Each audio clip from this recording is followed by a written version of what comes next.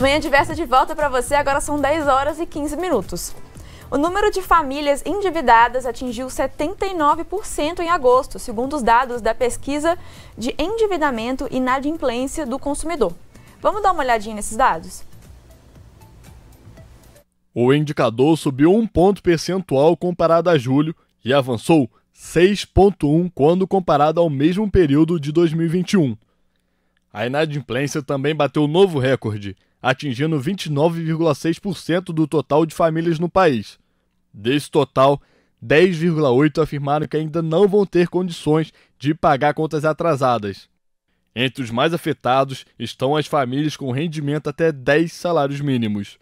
Vale ressaltar que o indicador de endividamento da pesquisa considera dívidas a vencer no cheque pré-datado, cartão de crédito, cheque especial, carnê de loja, crédito consignado, empréstimo pessoal, prestação de carro e de casa, sendo as dívidas com lojas de varejo, que teve uma alta de 1,2% comparado ao ano passado, o maior destaque. E para escapar dessas dívidas, nada melhor que um bom planejamento financeiro e de preferência que envolva toda a família. Por isso a gente convidou o economista Pedro Ferreira para dar dicas valiosas nessa manhã de sexta-feira. Pedro, um prazer te receber aqui hoje. A gente viu ali uma lista, tem gente que escuta e já arrepia na hora porque realmente a situação está complicada, né? Bom dia, Mário. Bom dia, Roberta. Muito prazer estar aqui para falar de planejamento financeiro.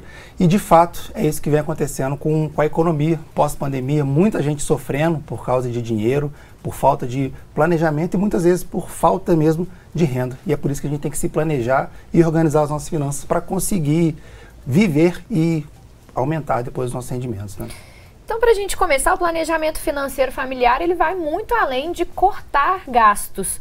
O que engloba, então, quando a gente fala desse planejamento? Bom, o planejamento financeiro, na verdade, ele é uma ferramenta que permite que a gente consiga tomar melhores decisões com relação ao nosso dinheiro, o que é muito importante. E ele passa por vários campos de estudo, desde a gestão financeira, que é o que a gente vai falar hoje aqui principalmente, que é controlar a entrada e saída de dinheiro, até outros campos de estudo, que vem parte de investimento, um planejamento para a aposentadoria. E quando a gente fala num aspecto mais profundo, planejamento tributário e sucessão patrimonial, né, em caso de falecimento. Assim. Então é um campo de estudo muito grande mesmo e que permite a gente atingir os nossos sonhos, os nossos objetivos de vida. A gente viu aí na reportagem que realmente o endividamento é um grande problema, né? Mas para além desse endividamento, quais que são as outras principais consequências de um mau controle das finanças domésticas? Bom, eu gosto muito de falar que controle das finanças, o relacionamento com o dinheiro, pode ser uma prisão ou uma liberdade. E é a gente que escolhe, porque de fato a gente escolhe isso, mesmo que de forma inconsciente. E quando a gente não controla o nosso orçamento, a gente fica muito vulnerável às situações do cotidiano, porque as coisas vão acontecendo e o dinheiro vai saindo. E a gente entra no que eu chamo de caos financeiro. E não entra do dia para a noite, vai aos pouquinhos acontecendo. Hoje você não paga uma dívida aqui, está gastando todo o seu dinheiro, e no final, quando acontece algum imprevisto, você tem que se endividar, pegar crédito e vai aumentando aquela bola de neve quando você vê, você está numa situação de insolvência. E o que isso gera? Estresse, desânimo, muita falta de esperança. E acaba levando as pessoas a cometerem as coisas mais horríveis possíveis, né? Muita falta de perspectiva do futuro. É isso que leva. Com certeza, isso vai influenciar quando a gente pensa em família. Por exemplo, um filho que talvez vai precisar de um investimento, uma parte aí financeira para quando ele for tentar fazer uma faculdade, morar fora, e aí vai talvez ser prejudicado por essa falta de planejamento que não aconteceu anos antes. Ou o próprio casamento. Quantos casamentos não acabam justamente porque o dinheiro é uma coisa importante, tá ali no nosso dia a dia e vai afetar esses relacionamentos. E para começar a organizar as finanças domésticas é preciso definir o orçamento familiar. O que isso significa? Como calcular? Tem porcentagem do que gasta em cada coisa? Como envolver a família inteira nesse tipo de planejamento? Só para todo mundo entender. O orçamento, o que ele faz para a gente? Ele mostra o caminho do dinheiro, para onde o dinheiro está indo. Então, para planejar um orçamento, a gente precisa de entender primeiro qual que é a nossa situação atual. Muito simples de fazer. Vai pegar uma listinha e listar tudo que está saindo no último mês ou nos últimos 3 meses. É a situação real, que é a sua situação atual. E depois a gente vai traçar uma situação ideal. Como que seria o melhor caminho do nosso dinheiro, baseado no que a gente tem. E aí a gente pode utilizar porcentagens, que muita gente utiliza, ou fazer a teoria dos potes, que é a que eu mais gosto. Por que porcentagem não? Porcentagem fica uma coisa muito engessada e cada um de nós tem uma situação, uma realidade diferente. Então, fica 30% para investir. Para muita gente isso é impossível. Então é melhor você pegar e ter potes. Por exemplo, o pote da casa. Você vai gastar gasto fixo da casa e alimentação. Você vai gastar X ali. Você define a porcentagem. Tem o meu pote do investimento, que é uma coisa que eu sempre recomendo para as pessoas. Pote da poupança. Vou botar ali 10%, que é o mínimo que as pessoas têm que colocar. Tem o pote do lazer. Então, você vai ter de 4 a 5 potes e você vai definir qual que é a melhor situação para você. Sempre lembrando que o principal pote que a gente pode usar, que é a porcentagem, são os gastos da casa, que são o que mais demandam os nossos recursos. O planejamento é importante para não acabar realmente gastando com o que não é necessário e acabar faltando dinheiro para aquilo que realmente é essencial. Então, que dica que você dá aí para o pessoal conseguir definir as prioridades e conseguir planejar os gastos? Bom, voltando nesse assunto, inclusive, primeira prioridade quando o assunto é planejamento financeiro. E é uma frase do livro Pai Rico, Pai Pobre. Pague a si mesmo primeiro.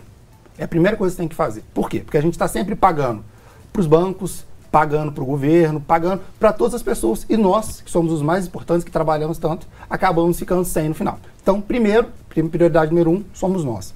Pelo menos 10% do que você ganha, tente destinar para a sua poupança. Depois, o que é essencial, que são as casas, e aí depois vem para o lazer, saída e essas coisas. Então, primeiro, nós, para investir, para colocar no futuro, seja para pagar colégio, essas coisas. Depois, os gastos de consumo mesmo. E por último, lazer. Porque muitas vezes a gente vê as pessoas invertendo isso. Recebe e já vai pro bar, fazer a festa, né, no começo do mês. E aí, no final, acaba ficando sem. E as pessoas, elas costumam adotar estratégias pessoais, algumas são válidas, outras acabam sendo prejudiciais e as pessoas nem entendem isso. Então, vamos por partes, né? Muitas pessoas têm parcelado, então, o máximo de vezes possíveis quando não tem desconto à vista. E aí depois, caso esteja aí o dinheiro sobrando, antecipa a fatura do cartão, que faz ganhar até um descontinho. Qual que é a sua opinião sobre essa prática de realmente parcelar o máximo possível? Bom, para parcelar para pedir desconto, eu acho totalmente inválido. Por quê? Se você tem o dinheiro, vale muito mais a pena você investir para adquirir uma rentabilidade por vários períodos, ao invés de ganhar um desconto de 10%, por exemplo. Porque você tem um desconto de 10%, mas você tem um investimento que te paga 13,75 ao ano, quando começa a Selic, 12,75, se a gente for falar de outros tipos de investimento, não vale a pena. Então, eu acredito que parcelar para receber desconto depois, eu acredito que não. E o parcelamento por si só, ele pode acabar sendo aí uma forma que muitas pessoas têm para conseguir adquirir algum bem que elas querem muito, ou algo que às vezes até mesmo necessário, né? Precisando trocar a geladeira, minha geladeira já está caindo aos pedaços. O único jeito de eu conseguir comprar uma nova é parcelando. Mas em alguns casos, esse parcelamento ele pode acabar sendo um tiro no pé, né? Então, antes de fazer um parcelamento, o que você sugere da pessoa levar em conta para qualquer compra? Seja algo necessário, seja algo que talvez seja só um sonho de consumo. Bom, o grande problema do parcelamento é que ele compromete a nossa capacidade de geração de caixa futuro. Então, a gente perde o poder de compra no futuro. Por exemplo, você ganha 3 mil e vai parcelar uma geladeira, R$300, você vai ficar por um grande período de tempo tendo uma renda real de 2.700. Então, você tem que sempre, ao parcelar, entender se aquela parcela não vai comprometer a sua rentabilidade, vai comprometer o seu caixa. E é o que muitas vezes acontece. Por quê? No Brasil hoje, a gente tem uma pesquisa que mostra que 95% ou 96% das famílias gastam 100% do que ganham. Então, se ela já gasta 100% e faz uma parcela, o que na verdade ela está fazendo é se endividando. Com certeza. Pedro, a gente vai para um rápido intervalo e na volta a gente vai explorar um pouco mais essas estratégias, seja por meio de planilha, aplicativos. Então calma, que ainda dá tempo de planejar para o futuro. O ano ainda não acabou, então vamos começar 2023, se Deus quiser, sem dívidas. E se você tem alguma dúvida ou pergunta sobre esse assunto, aproveita esse tempinho e manda para a gente no nosso WhatsApp. O DDD é 32 e o número é 999397416. A gente conta com a sua participação.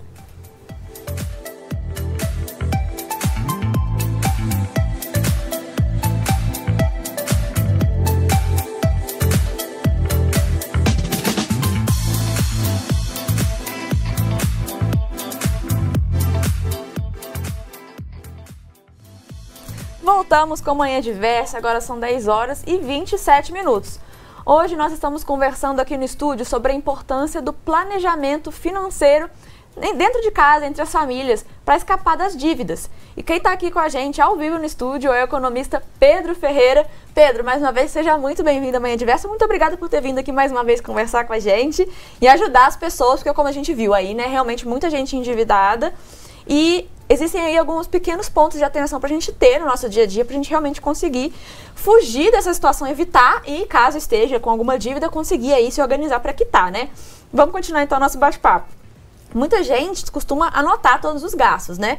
E aí tem gente que anota até se vai comprar uma bala, vai comprar um pão na padaria, tudo vai anotando. O que você acha dessa prática? Tem aí realmente que anotar tudo? Tem algumas coisas que deve anotar e outras não? Como é que é isso? Bom, existe uma máxima no processo de controle que é o seguinte: o custo do controle não pode ser maior do que o benefício de controlar. Então, se a pessoa anota tudo, bala, chiclete, qualquer centavo, e está tudo bem para ela, ela consegue reunir o máximo de informações e implementar as estratégias dela, ótimo, esse é o melhor caminho. Só que eu acho que o problema real é quando as pessoas não têm essa disciplina, não gostam de anotar, são mais relapsos nesse quesito, e falam para ela que ela tem que anotar para ter uma boa gestão financeira, o que não é verdade. E aí a pessoa fica ouvindo tanto isso, acha que tem que anotar, não consegue e desiste de fazer. Então, se você não tem essa disciplina toda, não precisa, tenha as suas porcentagens, os seus potes definidos e sempre tenha um limite para gastar. Então, ao invés de você gastar, ao invés de você pensar, eu tenho que anotar todas as minhas contas da casa. Não, saiba que você tem R$800 para gastar com suas contas da casa. E tá tudo bem, vai gastando até aquele limite, obviamente com parcimônia, com cuidado, mas não precise de se prender a essa anotação para que você não corra o risco de desistir desse processo, que é o que muita coisa acontece. Que é o maior risco do planejamento é você não executar. Então tem que tomar cuidado e ir melhorando aos poucos, que a partir do momento que você vai tendo resultado, aí você vai começando a gostar desse processo. E o que você indica, então, para organizar as finanças? Planilhas, talvez aplicativos, materiais aí de apoio para o pessoal de casa? Bom, para controlar é o que for mais fácil para cada pessoa. Eu, por exemplo, uso planilha porque me dá mais liberdade, eu consigo fazer movimentações, mas tem gente que não sabe mexer com planilha. Minha esposa, por exemplo, ainda está no papel. E também existem os aplicativos, que é tudo automático. Então, o que for mais fácil e rápido para você. Hoje a gente tem o celular, eu acredito que o mais rápido para quem não sabe mexer com planilha, não quer mexer no papel, é anotar nos aplicativos mesmo. As planilhas, elas podem ser um pouco intimidadoras, né? Então, mas elas têm essa cara de algo mais oficial, mais profissional. Então, muita gente acaba achando, tipo assim, tem que ser planilha mesmo, porque como é o jeito certo de fazer, mas eu, por exemplo, sou uma que não me dou com planilha. Quando eu faço planilha, é aquela que eu vou lá no Word ou no Docs, crio uma tabelinha ali e vou colocando. Então, não é uma planilha de verdade, eu acabo tendo que fazer as contas todas na mão. Então, assim, encontrar essas estratégias aí pra gente conseguir se organizar da melhor forma possível, e não faltam formas, né? Realmente, como você disse, o aplicativo hoje não faltam para ajudar com isso. E aí, mesmo com um bom planejamento financeiro, né, é importante a gente sempre ter uma reserva de emergência para poder realmente, né, nessa emergência a gente não ficar na mão. Mas como que a gente faz para fazer essa reserva quando o dinheiro do mês é contadinho? Quando a gente realmente, como você disse, usa 100% do que entra com contas e coisas necessárias e não sobra nada? Bom, quando a gente pega e faz o controle da nossa finança, a gente vai ter como dois resultados possíveis. Ou você está controlando e está sabendo que está sobrando dinheiro, e aí você já vai fazer a reserva, é esse caso. Ou você faz tudo certinho, segue o padrão e mesmo assim não sobra dinheiro. Nesse caso, você já tem uma informação muito importante que é, já que não está sobrando dinheiro, eu sei exatamente quanto eu preciso de ganhar. Eu tenho uma meta financeira a mais. E aí a gente tem que sim buscar alguma renda extra, conversar com o patrão, pedir um aumento, às vezes um final de semana só no mês, pegar alguma coisa a mais para fazer, algum horário extra, para conseguir ter esse dinheiro para aplicar em conhecimento, outra coisa a mais, para de fato aumentar a nossa renda. Lembrar sempre que o processo de gestão financeira, ele não é só controlar, você tem que trabalhar com as três partes, que eu já falei até uma vez aqui. Primeiro é renda, fator principal, a gente precisa de ter dinheiro, depois poupar para depois investir. Então, renda a gente tem que estar sempre pensando em aumentar. E para quem está com essa renda aí extra, reserva, quais dicas você dá? É guardar no colchão? É investir numa poupança? É talvez procurar outras estratégias? Porque esse dinheiro, ele pode render, né? Exatamente. Sempre aplicar o dinheiro. Não deixe dinheiro guardado no colchão, debaixo do travesseiro, no cofrinho, porque quando você faz isso, você está perdendo dinheiro para a inflação. Você está perdendo poder de compra. Não é justo que seu dinheiro, tão suado, perca valor em um contexto inflacionário. Logo, o que você tem que fazer é colocar seu dinheiro num investimento de alta liquidez. Pode ser o Tesouro Selic, né? Tesouro Direto, Tesouro Selic, ou um CDB que tem alta liquidez, liquidez diária, de um banco confiável, você consegue sacar e mesmo assim está ganhando dinheiro todos os dias.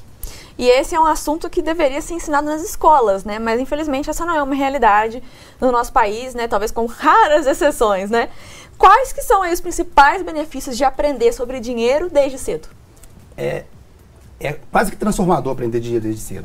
O primeiro benefício, e que é muito subjetivo, é a capacidade de se relacionar bem com o dinheiro. Nós, em conjunto, vivemos estressados por causa de dinheiro, porque a gente não teve, na infância, uma forma de lidar com o dinheiro de maneira saudável.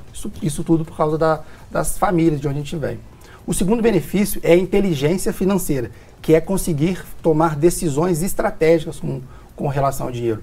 Muito mais, conseguir adquirir passivos. Ao invés de você comprar um carro, você vai, caso você não precisa, obviamente, ao invés de você comprar um carro, gastar com coisas que vão se depreciar, você ir colocando cada vez mais dinheiro em ativos, né? Seja investimento ou seja outros ativos reais que existem. Você vai construindo um patrimônio sempre. Esse é o principal objetivo, que se você já cresce predestinado a isso, treinado para isso, é muito mais fácil de fazer do que depois você ter que mudar o costume. Com certeza. E se as escolas estão, então, em déficit nesse ensino financeiro, como a família, como a gente pode, então, ensinar essas crianças? Tem algumas práticas que elas são quase milenares, tipo a mesada, coisas assim. Você acha essa uma boa estratégia? Como fazer com que essas crianças não se tornem adultos com dívidas? A maior forma de ensinar em casa é o exemplo. E esse é um grande problema, inclusive, porque a gente, às vezes, fala uma coisa e faz outra. As crianças veem muito os pais com conflitos por causa de dinheiro e isso acaba atrapalhando. Então, o exemplo é a melhor forma de ensinar. E mostrando para ela a consequência das escolhas. Você dá uma mesada e ela faz o que quiser, não adianta, porque a gente dá a mesada para a criança gastar. Mas você dá a mesada, explica para ela que ela tem que poupar, porque senão depois ela não vai conseguir adquirir outras coisas, né? Mostrar na situação da vida real. Inclusive, é muito interessante falar dessa questão do relacionamento com o dinheiro, que nesse primeiro momento da infância é que a criança tem os primeiros conceitos sobre dinheiro. Então, às vezes, a criança pede dinheiro para o pai, por exemplo. Aí o pai responde, você acha que eu tenho dinheiro infinito? Então, ele já dá como se fosse uma coisa ruim para a criança. Então, esse exemplo, tratar com pais o dinheiro e com clareza é muito bom para as crianças conseguirem tomar decisões no futuro. Com certeza, até para entender também como que o dinheiro funciona, né? Porque eu, por exemplo, sou uma dessas que quando eu era criança eu via usando cartão, eu achava que o cartão era um jeito de ter dinheiro infinito. Então eu fui depois mais velha entender que não, o cartão ele só servia como uma tecnologia ali para usar um dinheiro que existe, né, de verdade. Então, o dinheiro que vai vir realmente do salário do meu pai, da minha mãe, não é um dinheiro, uma fonte de dinheiro infinito. E eu já vi várias outras pessoas falarem isso também, que teve um momento na vida, às vezes elas já eram até um pouco grandinhas, que elas foram entender que realmente, sei lá, o banco não era um lugar que você ia pegar dinheiro infinito, o cartão de crédito não era uma coisa que você usava para pagar coisas com dinheiro infinito. Isso, eu acho que isso é um sintoma disso, né, de que realmente a maioria das pessoas não aprendem sobre como funciona o dinheiro, para que ele serve realmente e a importância de ter todos esses cuidados desde cedo. Então, eu acho que é fundamental, como você disse, ter todas essas práticas desde cedo com as crianças, né? Exatamente. A gente trabalha... Existe num campo de estudo do dinheiro as disfunções financeiras. E uma delas é a negação do dinheiro. Você não quer saber de olhar para suas contas, você só quer gastar. E quanto mais você nega, mais você se afunda, né? Essa é uma das disfunções financeiras que existem, além de várias outras. Com certeza. E hoje em dia existe muito conteúdo bacana sobre economia e finanças, esses tipos de finanças domésticas na internet, né? Muita gente produzindo conteúdo sobre isso. Então eu queria saber se você indica algum para o pessoal de casa, para quem quiser continuar aprendendo sobre esse assunto, ou talvez para quem tem alguma dúvida sobre um tema específico, algum site, podcast, canal, enfim, páginas, livros, enfim. O que você indica para o pessoal que quer se aprofundar mais nesse tema? Indico vários. O primeiro é o meu, se quiser me seguir no Instagram. Eu sou o Pedro, __. Estou criando um canal no YouTube também, para falar disso, que eu percebi que existe uma grande demanda. E eu gosto muito de livros, porque Porque quando a pessoa lê livros, elas conseguem, baseado naquilo que elas viveram, internalizar e aprender o assunto. Então, e principalmente livros sobre princípios, ao invés de técnica. Porque assunto financeiro é o seguinte, a gente tem o aspecto interno, que são as nossas emoções relacionadas ao dinheiro, e o aspecto externo, que são os conceitos de investimento. As pessoas focam muito em conceitos externos. Tesouro direto, ação, finanças, contabilidade, e isso muitas vezes não resolve o problema das pessoas. O que resolve de fato, você pode saber tudo sobre finanças, mas se você não estiver bem resolvido consigo, não tiver um bom relacionamento com o dinheiro, você não consegue aplicar. Por isso livros como Pai Rico, Pai Pobre, O Segredo da Mente Milionária, A Mente, o Dinheiro, O Homem Mais Rico da Babilônia, que falam sobre princípios de riqueza, tratam da dualidade entre pobreza e riqueza, são os melhores. Por quê? Conceito é fácil de aprender. Agora, como a gente já falou aqui, e a gente não teve desde criança esse ensino, a gente precisa de se readequar, mudar a nossa cabeça, o nosso mindset com relação ao dinheiro, para então começar a ter resultados melhores. Então, todos os livros que tratam de princípios. Pedro, muito obrigada pela sua participação aqui hoje.